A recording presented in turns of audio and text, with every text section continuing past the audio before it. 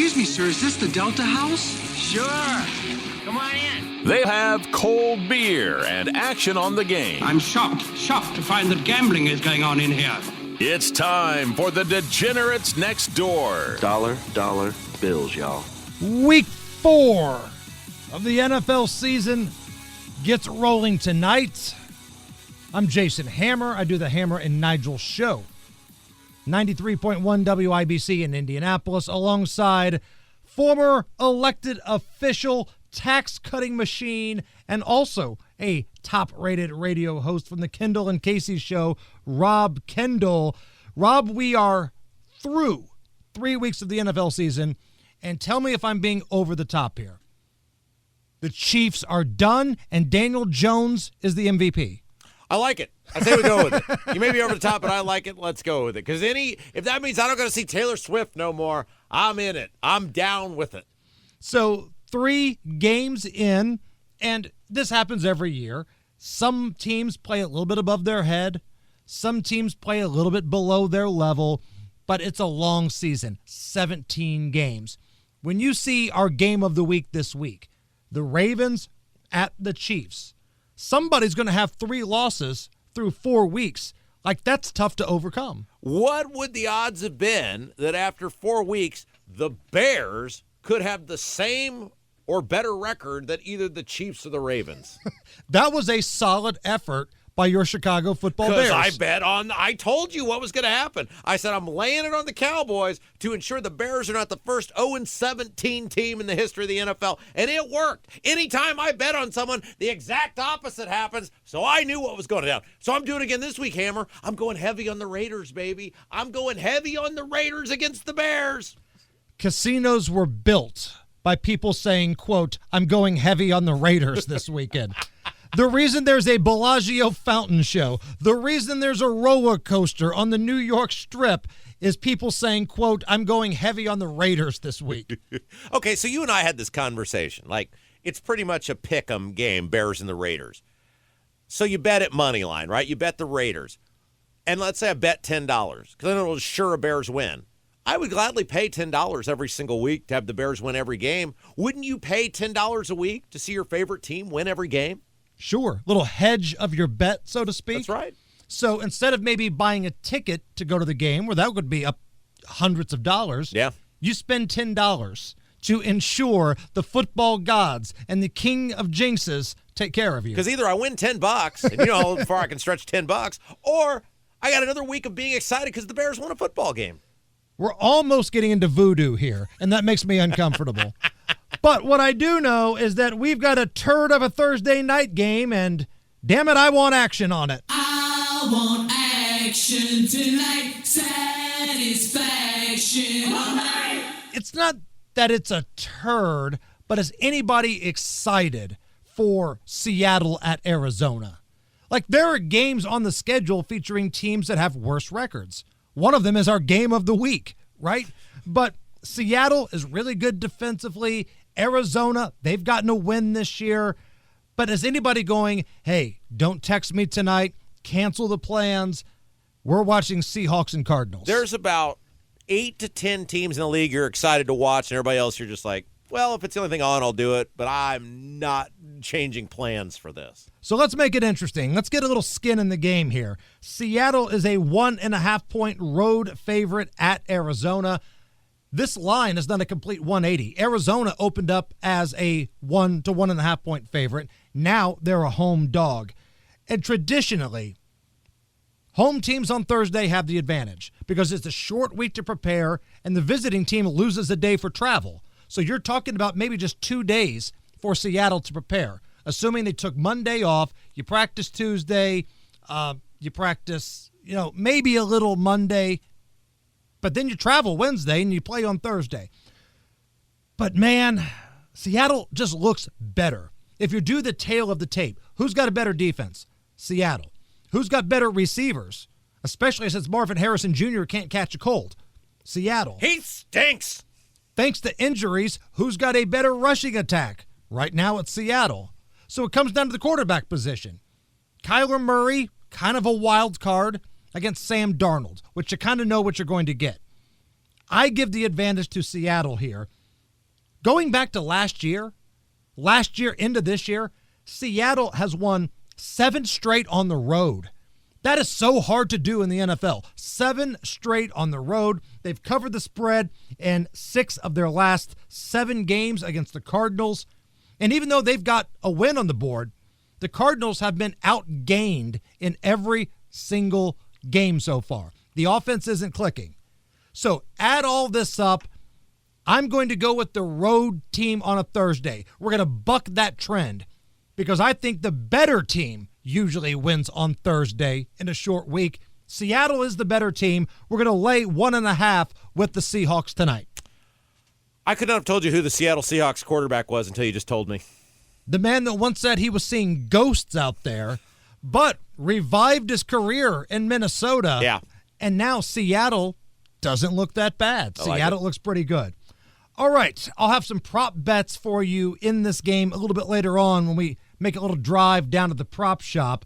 But let's talk shop. Let's talk about the game of the week. You've got the Ravens at the Chiefs, and you're seeing some different numbers out there. I see some 2s. I saw a 3 earlier.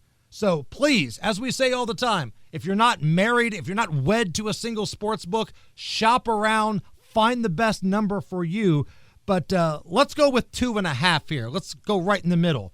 Ravens, 2.5-point road favorite at Kansas City, over under right around 48.5.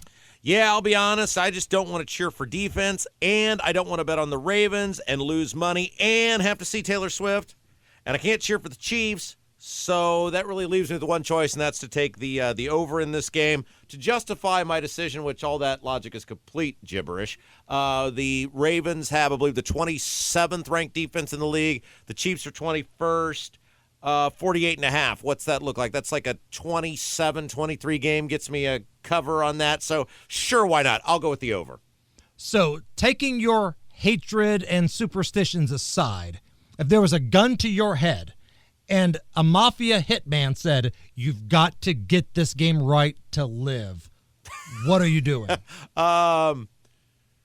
Goodbye, cruel world.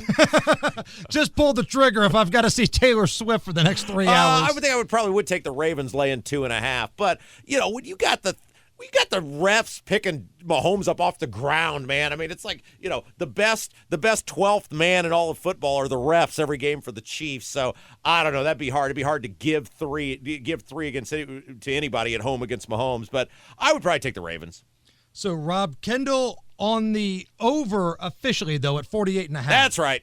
Looking forward to a 13-10 affair. All right, so listen, Kansas City has not looked very good. They've actually looked kind of old. But they've got the rest advantage because you've got a Ravens team coming off a Monday night game. And here's some next-level stats. This is some degenerate stuff here. The Chiefs have won each of their last 15 home games when they have the rest advantage. And they've also covered the spread in 4 of their last 5 games against the Ravens. The Chiefs lost at Arrowhead a couple weeks ago against the Eagles. It was kind of a close game. Eagles. So much better than the Eagles. I can't see them dropping multiple games at home. I just can't. I think the Ravens are better, but I think the Chiefs find a way. So if I can get Patrick Mahomes, the referees, Arrowhead, and a rest advantage and points, I'm going to do that. I like that. So give me Kansas City plus 2.5. All right, coming up here in just a moment, we're going to see what our professional handicappers think about this game, and we'll also let them pick another one. We are the Degenerates Next Door. Back on the Degenerates Next Door. This is the part of the show where we make professional handicappers, dudes who are pro gamblers, guys who do this for a living, give out free plays. That's right. We ask them to do free stuff, and they oblige. Kenny Britt is one of our pro handicappers from KB Sports.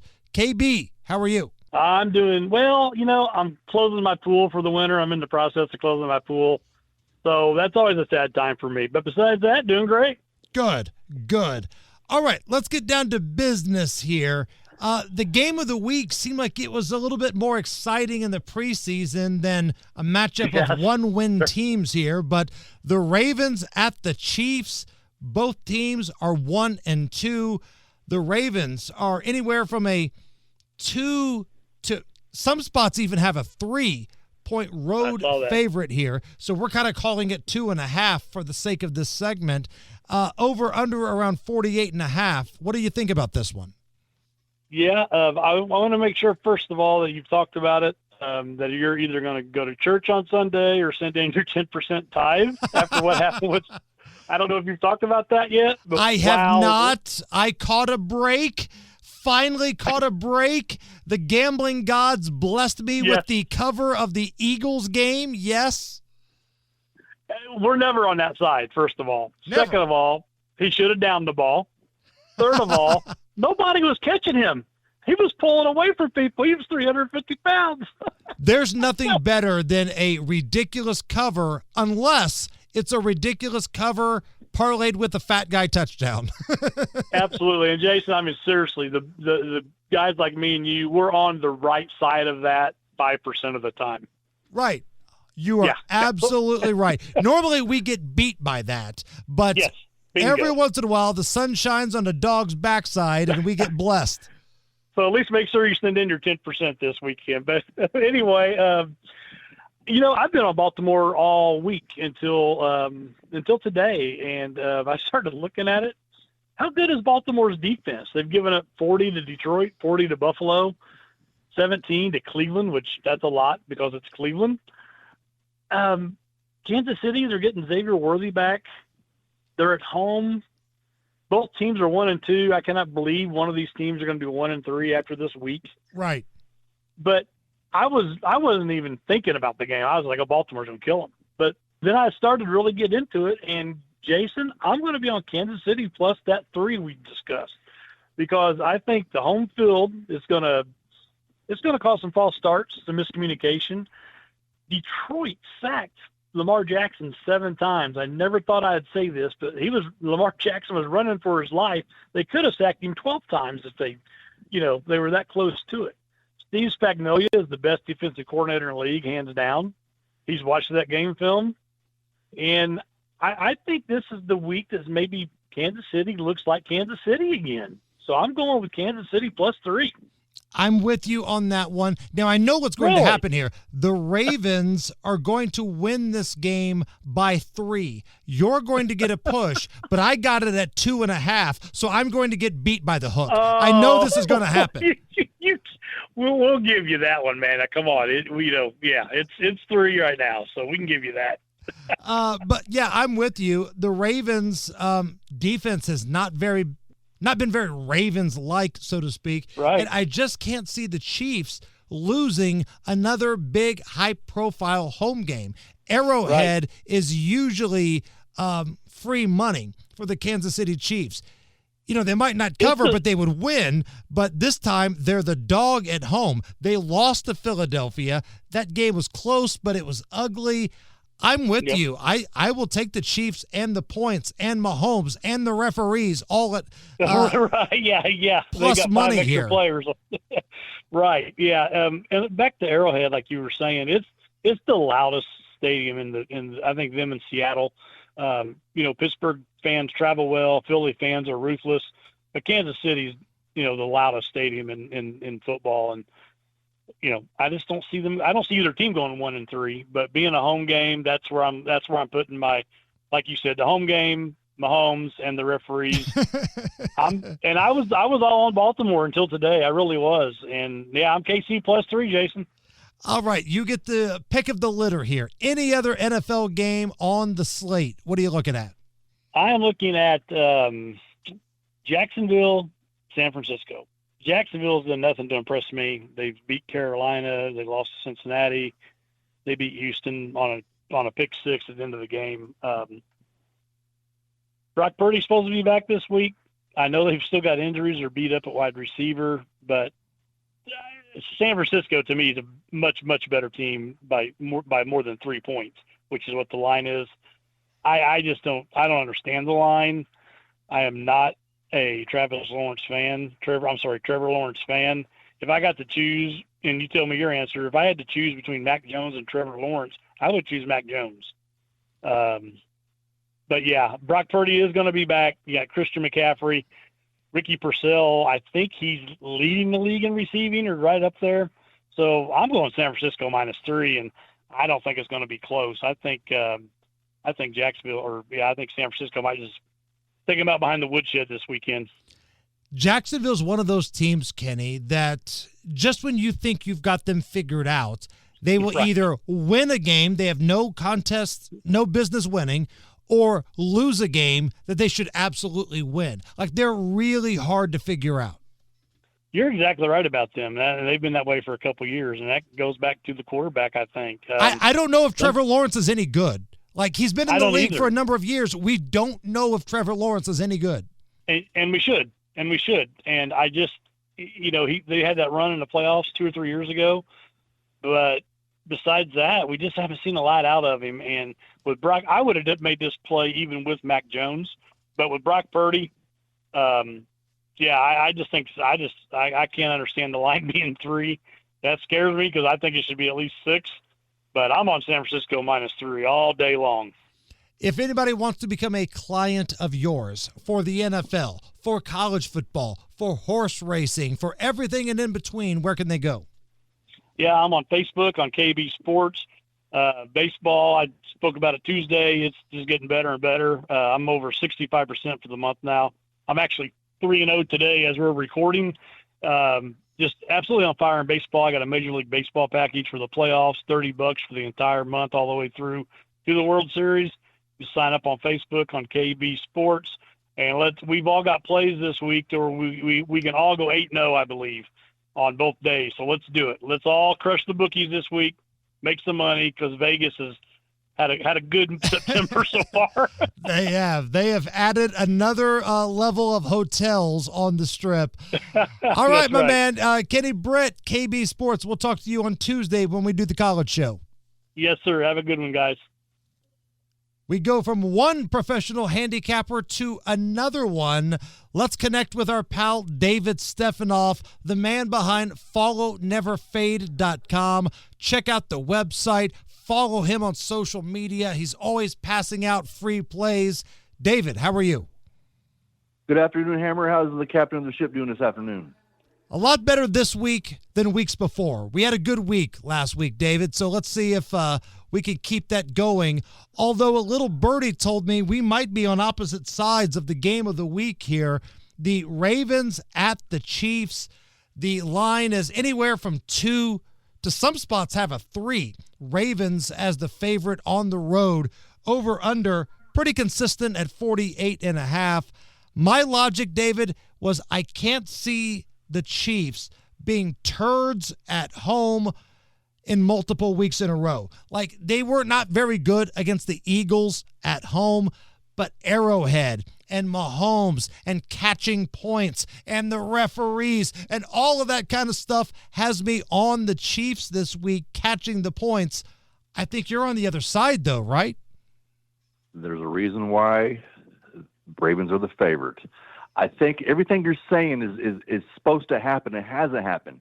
That's what Vegas, that's what the bookies want you to think, that Kansas City's eventually going to figure it out. There's a reason why Baltimore's a favorite here. Without some two fumbles by Henry, the Ravens definitely the record be turned around right here. I love the Ravens in spot. There's a reason why they're the favorite, because the Ravens are the better team. I know Worthy's coming back to Kansas City. It's a tough spot for coming back against Ravens, who are, they've had some bad luck with the fumbles the last couple of weeks. Yeah, the luck has not been good. Derrick Henry's been putting it on the ground. I expect him to be motivated, and I get that. But at the same time, history has shown us when Patrick Mahomes is catching points, it's hard to say no, isn't it? Like, very rarely will you have a quarterback matchup where Lamar Jackson isn't the far and away superior quarterback on the field. I'll listen to the argument that Lamar is better than Patrick now. Some people feel that way, but I don't think it's big. I think these are pretty equal dudes, and I've always said if all things are equal, better quarterbacks getting points, and at home, I want to go there. I'm with you. Hands down, I think Patty Mahomes is a better quarterback, Andy Reid better coach. But I just think his surrounding weapons is just not. Kelsey's not what he used to be, not what he's used to be in. Pacheco is kind of overrated. He hasn't had a 100 game, but doesn't rush the ball very good. They got Kareem Hunt, who's old. I just don't think the weapons around him are match up with Baltimore has. I think just eventually they're going to wear them down like they do because Kansas City they don't have no firepower. They depend on their defense, and Mahomes run the ball. Don't get me wrong, Mahomes is hands down 2 touchdowns better than Lamar Jackson. But I'm on the Ravens here, laying the 2 points, Hammer.